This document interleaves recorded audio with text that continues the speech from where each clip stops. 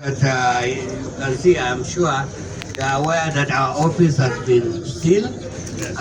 This is the height of irresponsibility from this government. If they are encouraging it, we are not going to take it lightly. In fact, they can come and arrest all of us. We are ready for that.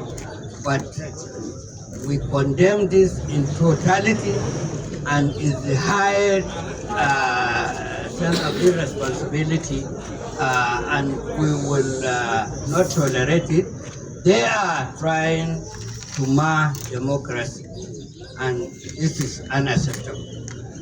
We condemn it, and we will make sure that they will have us content in the near future. Thank you.